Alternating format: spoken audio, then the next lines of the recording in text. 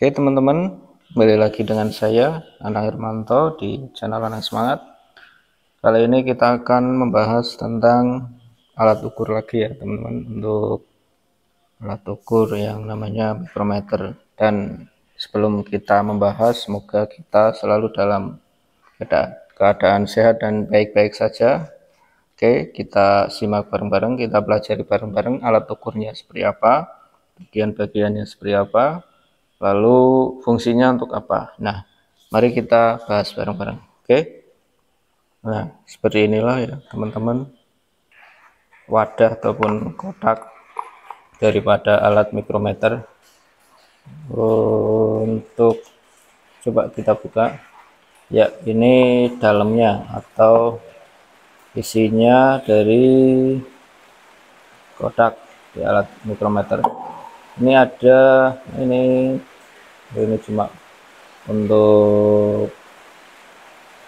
ya, ini untuk mengukur aja. Nah, untuk bagian-bagiannya ya, ini adalah seperti ini ya. Untuk mikrometer sendiri ini skalanya 0,01 mm, dan untuk skalanya tersendiri itu ada di biasanya yang di pasaran itu 0 sampai 25, 25 sampai 50, 50 sampai 75. Nah, ini seringnya di pasaran seperti itu. Dan untuk kali ini kita akan bahas yang 0,25 sampai 50 mm. Nah, bagian-bagiannya apa saja? Coba sebelum kita masuk ke bagian, kita harus tahu dulu fungsinya.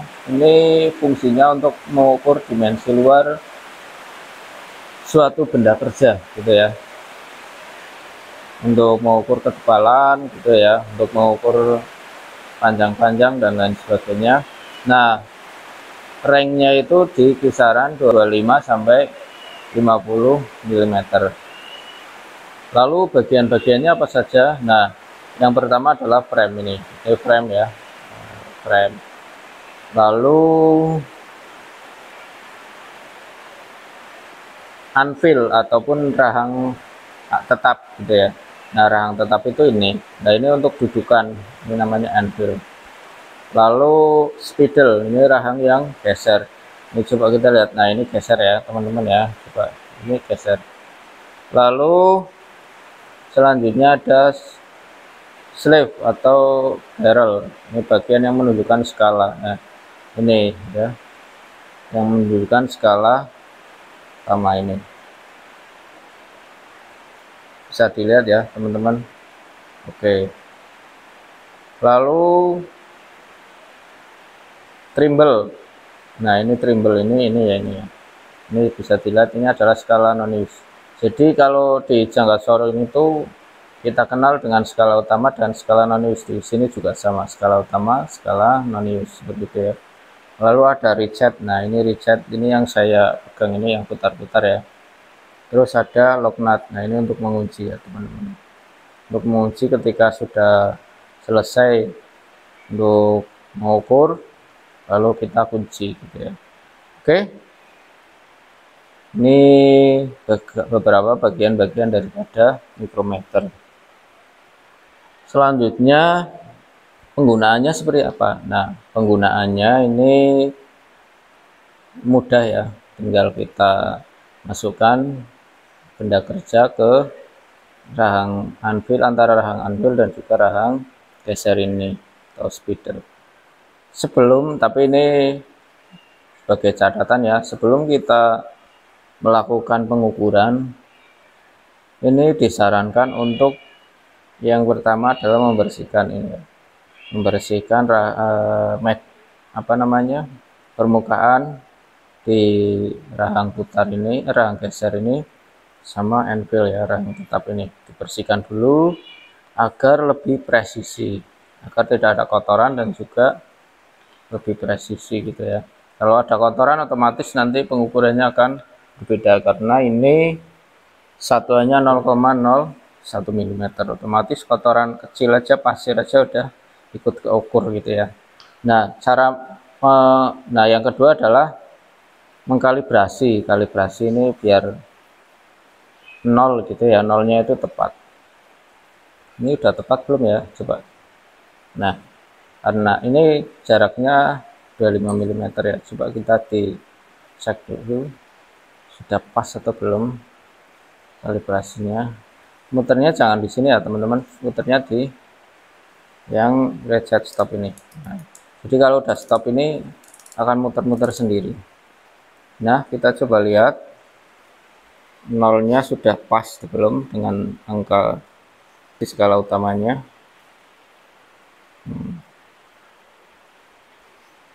Kurang dikit ya teman-teman, coba.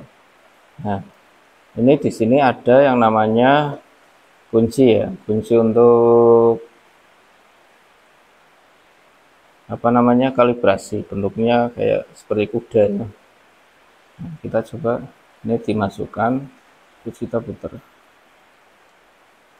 Sudah tepat belum? Oh, terlalu lebar.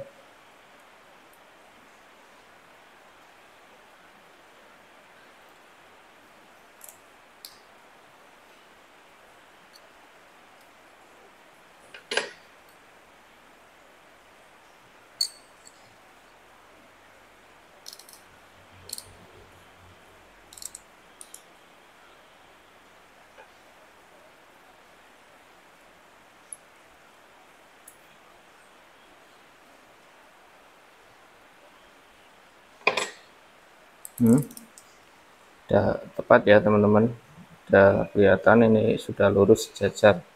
Jadi angka 0 ini itu lurus dengan garis 25 ini.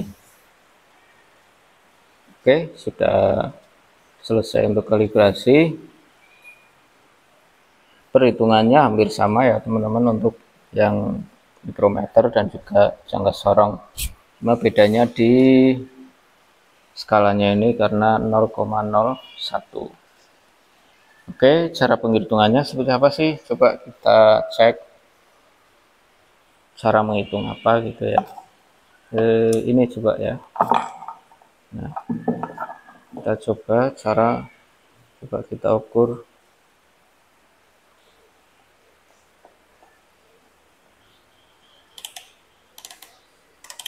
Nah, kita kunci, kita ambil ya. Teman-teman bisa dilihat nilainya berapa.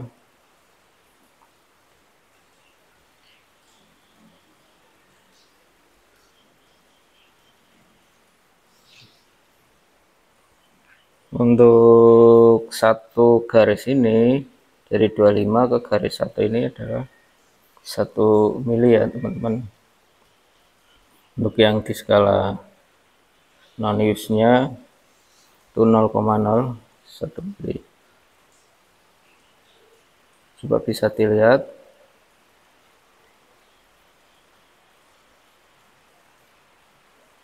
berapa. Ini ada di angka 26 ya untuk skala utamanya. Lalu di skala non use nya itu 35, terus 36, belum sampai 40 ya. Ya, kurang sedikit. Berarti di angka 39. Berarti 26 tambah 0,39 berapa? 26,39 mm. Seperti itu ya teman-teman.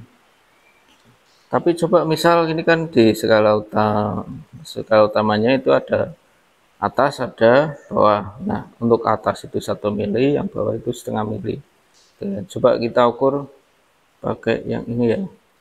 Jadi ini 26 masih sama, cuma ini ada di bawah ya lurusnya. Berarti 26,50. Terus di angka skala non use nya menunjukkan berapa? 12 ya, 12. Berarti 26,50 tambah 0,12, nilainya adalah 26,62. Seperti itu ya teman-teman. Cara menghitungnya mudah sekali dan teman-teman tentunya bisa mempraktekkan sendiri di rumah ataupun di sekolah ya, yang teman-teman masih sekolah ataupun di bengkel. Ini untuk mengukur apa aja ya, ketebalan, untuk mengukur panjang juga bisa ya. Seringnya ini digunakan untuk mengukur misalnya di piringan cakram itu ya, sering digunakan untuk itu. Lalu untuk mengukur aspiston juga sama, menggunakannya mikrometer karena lebih presisi dibandingkan jangka sorong, karena jangka sorong kan 0,02 dan 0,05. Jadi kalau mikrometer 0,01, dan rata-rata untuk engine ataupun untuk mesin ya, di bagian-bagian mesin itu ketelitiannya 0,01. Jadi ada jarak renggangnya itu di 0,01. Jadi kalau udah lebih, misal sampai ke 0,02, itu biasanya sudah oblak ataupun goyang gitu ya. Oke, itu sedikit penjelasan tentang mikrometer, bagian-bagiannya dan cara penggunaannya. Mudah-mudahan bisa bermanfaat, dan kalau ada pertanyaan ataupun ada yang perlu didiskusikan, bisa kita diskusikan di kolom komentar. Terima kasih teman-teman, dan salam, semoga kita selalu kondisi sehat dan baik-baik saja. Terima kasih sudah menonton dan melihat channel ini. Terima kasih.